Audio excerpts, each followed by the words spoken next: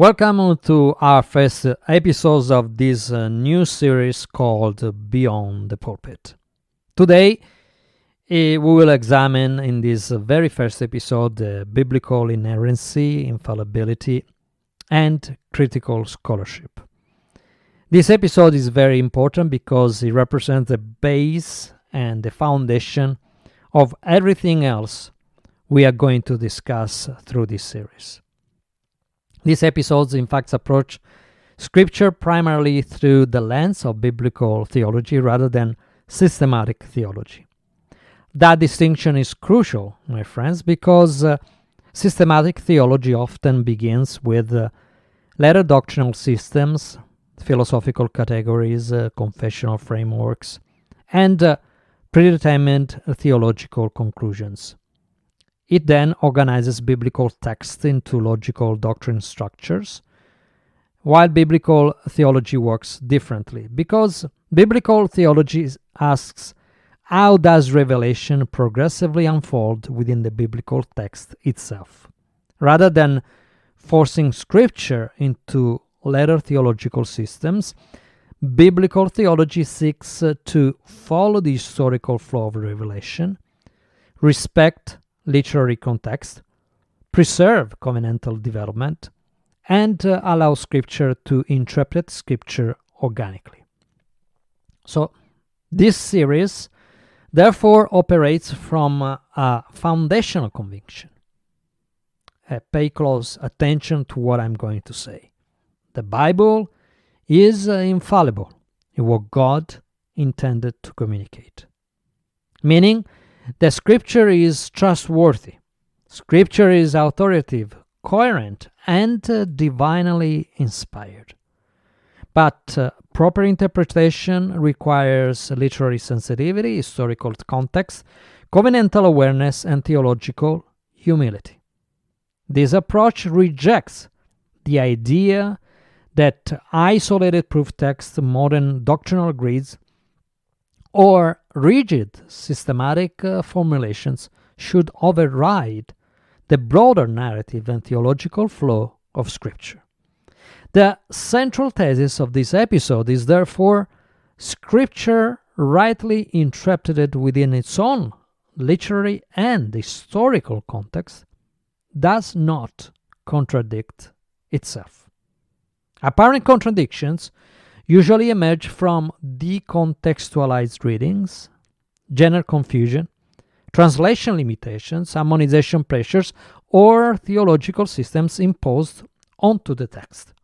The goal is not to weaken Bible authority. The goal is precisely the opposite, to recover a stronger, deeper, and more historically grounded understanding of biblical authority.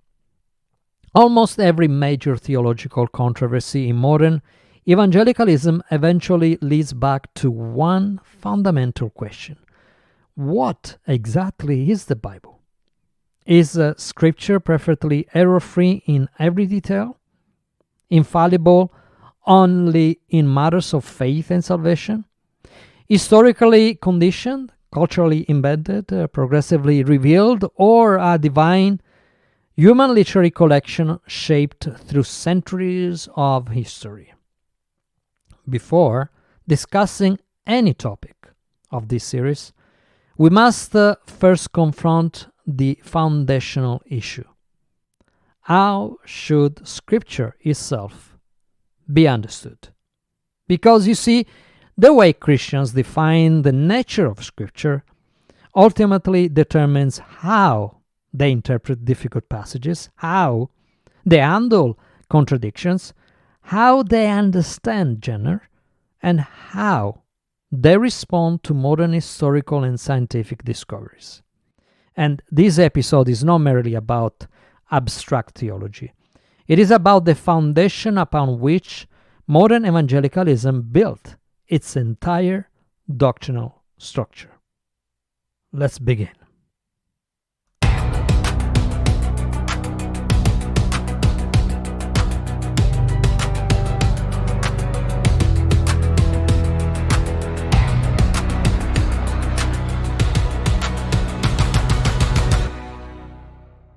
What is systematic theology? Systematic theology organizes biblical teachings into structured doctrinal categories, for example, doctrine of God, doctrine of salvation, doctrine of the church, doctrine of the end of times. This approach can be extremely useful. However, problems arise when later theological systems become controlling grids, difficult texts are forced into predetermined conclusions, or proof texts are detached from their literary and covenantal context.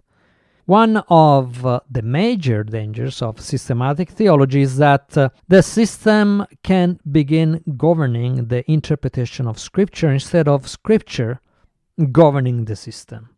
For example, Calvinists and Arminians often approach the same verses through radically different theological systems. Dispensationalists and covenant theologians read prophecy through different interpretative grids, while complementarians and egalitarians often inherit assumptions before approaching the text itself. So, in many cases, the debate is not merely about Scripture, but it's about competing interpretative system, and that you understand is wrong. What is biblical theology? Well, biblical theology attempts to follow the progressive unfolding of revelation, the historical context of each text, the covenantal moment of Scripture, and the canonical narrative as a whole. Rather than asking, how does this verse fit my own doctrinal system? Biblical theology asks, how does this text function within the unfolding story of redemption? This approach pays close attention to authorial intent, literary genre, audience, covenantal setting, and historical context, of course. And most importantly, biblical theology allows Scripture to interpret itself organically. Let me underline this. This is crucial. Biblical theology allows Scripture to interpret itself. Why this matters? Well, you see, nearly every major theological controversy emerges from this tension, because Christians often claim, but the Bible clearly says this, clearly says that, when in reality they are often reading through inherited theological systems. This podcast series therefore prioritizes contextual exegesis, canonical flow, historical theology, and biblical theology above rigid systematic constructions. Let's talk about the infallibility of Scripture, shall we? This series approaches Scripture from the conviction that the Bible is, in fact, infallible, meaning that God faithfully communicated His redemptive truth through Scripture. Scripture is trustworthy and authoritative. The biblical narrative is coherent. Revelation unfolds progressively without ultimately contradicting itself. However, infallibility does not require modern hyper-literalism, nor does it require flattening poetry, apocalyptic language, narrative compression, phenomenological description, or ancient literary conventions. A biblical theological approach recognizes that God revealed truth through real men, real human authors, embedded with real historical cultures. Therefore, context matters, genre matters, covenant matters, and progressive revelation matters. What about the myth of contradiction? Let's address that too, of course. You see, critics often argue the Bible contradicts itself. Well, not really. The issue is that many alleged contradictions emerge from isolated proof texting, failure to distinguish covenants, ignoring literary genre, or reading ancient texts through modern expectations. Biblical theology argues instead that Scripture possesses deep theological coherence, not because every verse says the exact same thing in the same way. That wouldn't make any sense whatsoever. But because revelation progressively unfolds across history toward fulfillment. This means that later revelation clarifies earlier revelation. The Bible is perfect in that. Christ becomes the interpretative center of Scripture, and difficult passages must be interpreted within the broader canonical framework. What is biblical inerrancy? Well, biblical inerrancy is the belief that the Bible is, in its original manuscript, is completely without error in everything it affirms. This includes theology, history, chronology, geography, science, and factual details. The classic modern definition comes from the 1978 Chicago Statement on Biblical Inerrancy. The Chicago Statement declared Scripture is without error or fault in all its teaching. This statement became enormously influential in conservative evangelicalism, but an important historical question immediately emerges. Did Christians, through church history, define Scripture this way? The answer is far more complex than many modern believers realize. What is biblical infallibility? Biblical infallibility is slightly different. Infallibility usually means Scripture is fully trustworthy and reliable in accomplishing God's salvific purpose.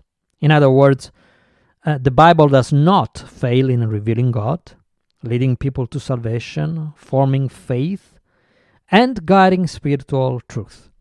But infallibility does not necessarily require modern scientific precision, exhaustive historical exactness, or literalistic consistency in every textual detail. Many theologians historically held a very high view of Scripture while recognizing literary flexibility, phenomenological language, and human limitations within the text. Therefore, we now move to critical scholarship. What is it? Well, critical scholarship refers to scholarly methods to examine Scripture historically, linguistically, archaeologically, and literally. These methods include the textual criticism, the source criticism, the form, reduction, literal criticism, and, of course, historical analysis. You have to understand that the word critical does not necessarily mean hostile. It means analytical examination. However, many evangelicals became suspicious of critical scholarship because something happened. Some scholars use this method to reject miracles, deny supernatural revelation, question authorship traditions, and challenge traditional doctrines. As a result, of course, modern evangelicalism often developed a defensive posture towards scholarship itself. One of the first major misconceptions many people, including some Christians, inherit is the idea that the Bible fell from heaven as a single systematic book. That's a quite serious mistake. Historically, this is not what happened. The Bible is actually a library written across roughly 1,500 years by dozens of authors across multiple languages, cultures, empires, and historical periods. As you know, it's divided in two parts, the Old and the New Testament. The Old Testament emerged from ancient Near Eastern culture, Israelite tribal traditions, monarchy, exile, and post-exilic restoration. Now, the New Testament emerged from Second Temple Judaism, Greco-Roman culture, oral traditions, persecution, and early church communities. What does this mean? It means that the Bible contains multiple literary genres. It contains poetry, narrative, apocalypse. It contains wisdom literature, legal material, genealogy. It contains prophecy. It contains parable, and it contains epistles. This becomes critically important because one of the major weaknesses of modern literalism is treating every biblical genre as though it functions the same way when it does not. The early church did not use modern inerrancy language. I would like to introduce this topic as well. You see, the early church deeply revered Scripture. Church fathers regularly called Scripture inspired, authoritative, sacred, and truthful. However, for intellectual honesty, they often interpreted the Bible in ways very different from modern evangelical literalism. For example, Origen frequently used allegorical interpretation. He openly acknowledged difficulties and apparent tensions within biblical text. Augustine held an extremely high view of Scripture, yet he also recognized copyist errors, translation difficulties, and interpretive complexity. Importantly, Augustine warned Christians not to make foolish scientific claims based on biblical interpretation. That warning sounds remarkably modern. During the medieval period, Scripture was often interpreted through symbolic, theological, and sacramental frameworks. The fourfold sense of Scripture included literal, allegorical, moral, and anagogical interpretation. This means medieval Christianity rarely approached the Bible with modern journalistic expectations. The Reformers emphasized sola scriptura, textual authority, and returning to the original languages. However, even the Reformers did not formulate modern Chicago-style inerrancy. Martin Luther openly questioned James, Hebrews, Revelation, and certain textual tensions. John Calvin frequently used accommodation theory. Accommodation means God speaks in ways humans can understand. For example, Calvin argued that the Scripture often describes the world phenomenologically, in other words, sunrise, sunset, cosmic language, and observational descriptions are written from human perspective, not scientific precision. We are not going to take any shortcuts. So we will speak also about enlightenment, science, and the birth of modern fundamentalism. Let's talk about the Enlightenment crisis. The modern doctrine of inerrancy did not emerge in a vacuum. It developed largely as a defensive reaction. The Enlightenment introduced rationalism, scientific inquiry, skepticism towards miracles, and historical criticism. Then came geology, Darwinian evolution, archaeology, textual criticism, and comparative religion. Suddenly, traditional assumptions were being challenged. Many Christians responded by strengthening biblical authority. This eventually produced, of course, fundamentalism, modern apologetics, and rigid formulations of inerrancy. The strongest architects of modern inerrancy emerged from Princeton Seminary. Key figures included Charles Hodge, A.A. Hodge, B.B. Warfield. Warfield especially shaped modern evangelical doctrine. He argued the original manuscripts were entirely without error.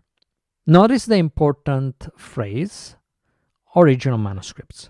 This becomes a major issue because we no longer possess the original manuscripts, only copies of copies. And those copies contain textual variants, but not errors per se. Variants. That's a very important difference that we must underline. Now, let's talk about textual criticism and the manuscript reality. What is textual criticism? Textual criticism compares ancient manuscripts to reconstruct the earliest attainable text. This is not anti-Christian. In fact, textual criticism exists because scholars deeply value preserving the biblical text. The New Testament has thousands of manuscripts. This is actually historically remarkable. However, no two manuscripts are perfectly identical. Most variants are minor. We're talking about spelling, grammar, word order, but some are significant. Examples include the longer ending of Mark, the woman caught in adultery, the Johannine comma. Well, what about archaeology and historical complexity? Archaeology has both confirmed certain biblical details and complicated others. This is very simplistic approaches often collapse. Archaeology has supported the existence of Pontius Pilate, the House of David, various cities and rulers, cultural details in Acts. Luke Acts especially demonstrates impressive historical awareness in many areas.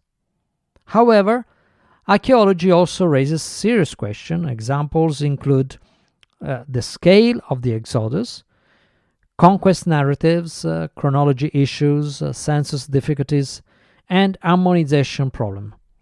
This does not necessarily destroy faith, but it challenges simplistic assumptions. And archaeology itself, with time, with discoveries, has very often confirmed the Bible authenticity.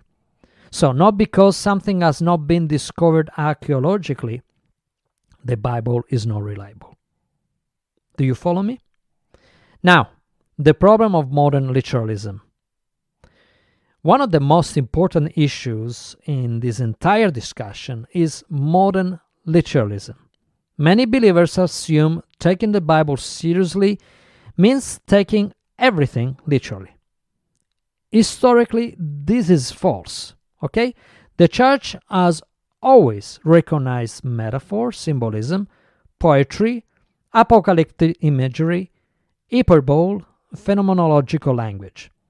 So, the Bible cannot be treated in one exclusive way. It has to be treated based on the text, on the context, on the picture, on the information given in each individual verse. For example, Psalm 98 uses the expression, "the rivers clap their hands." Now, nobody believes rivers literally possess hands. Revelation, Apocalyptic literature uses symbols extensively, but it also uses literal expression. It uses both. Genesis 1, same thing. The debate is not merely science versus faith. The deeper issue is what kind of literature is in Genesis. Ancient cosmology differed dramatically from modern scientific categories. The Hebrews did not write modern scientific prose. They wrote theological narrative embedded within ancient Near Eastern thought words. A major question, therefore, emerges. How did Jesus himself use Scripture? Well, you see, Jesus consistently treated Scripture as authoritative. That's why I treat the Scripture the same way. However, he also reinterpreted traditions, challenged religious legalism, and prioritized deeper covenantal intent. Let me say this to you again. Jesus reinterpreted traditions, so the focus is on man. Challenged religious legalism, the focus is on man. And prioritize deeper covenantal intent.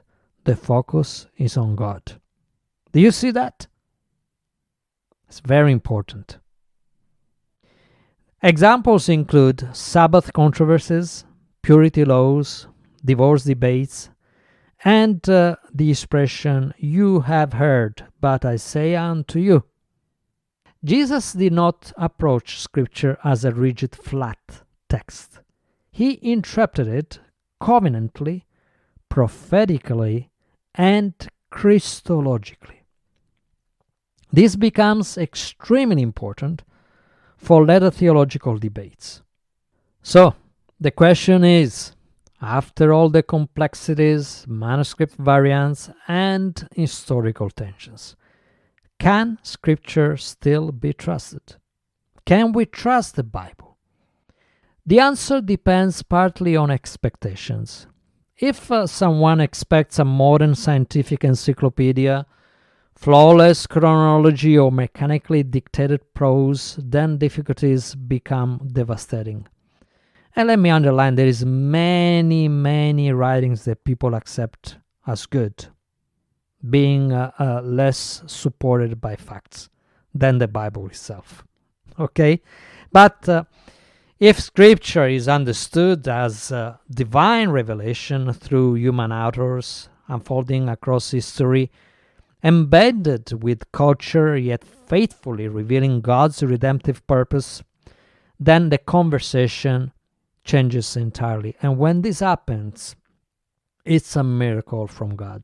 It means God has touched your heart and provided you the gift of faith, which opens new doors for you to understand way more than you can possibly imagine. The Bible may function less like a modern datasheet and more like a divinely guided covenantal narrative. You see, the conflict between inerrancy, infallibility, and critical scholarship is not merely academic. It is fundamentally about certainty, authority, fear, interpretation, and the modern search for absolute foundations. Many modern evangelicals inherited a model of Scripture shaped not only by ancient Christianity, but also by Enlightenment rationalism, modern debates, anti-liberal reactions, and fundamentalist defensiveness. Ironically, modern literalism may itself be a modern innovation.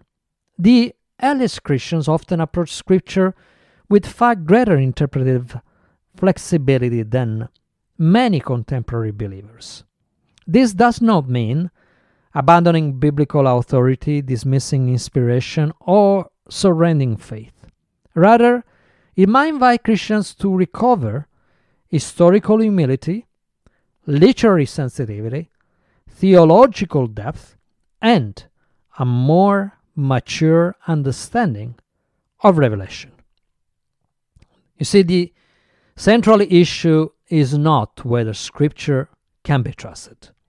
The central issue is whether modern readers are willing to submit themselves to Scripture on its own terms rather than forcing the text into inherited theological systems.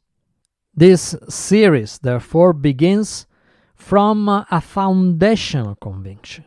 Scripture is fully authoritative, fully trustworthy, fully divinely inspired, internally coherent, and incapable of ultimately contradicting itself. The Bible does not require philosophical rescue, as we already addressed in another podcast series about philosophy. Nor does it need modern skepticism to validate its authority. Rather, Scripture interprets Scripture.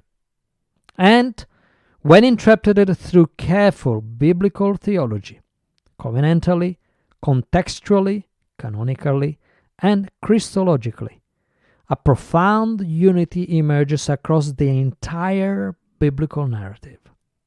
Apparent contradictions usually arise not from defects within Scripture itself, but from the contextualized proof texting, rigid systematic frameworks, translation limitations, as we already said, modern assumptions imposed onto ancient text, or, again, failure to recognize progressive revelation. The purpose of this podcast is therefore not to weaken confidence in the Bible.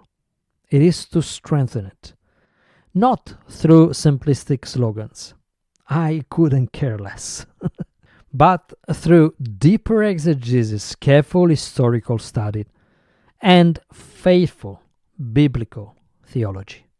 Because Genuine confidence in Scripture should not fear context, should not fear history, language, archaeology, or difficult questions. Truth remains coherent. And if Scripture is truly inspired by God, and it is, then Scripture, rightly interpreted, will never ultimately contradict itself. Before we defend theological systems, we must first return to the text itself. Because biblical theology must always govern systematic theology. And Scripture, rightly interpreted, speaks with one coherent voice.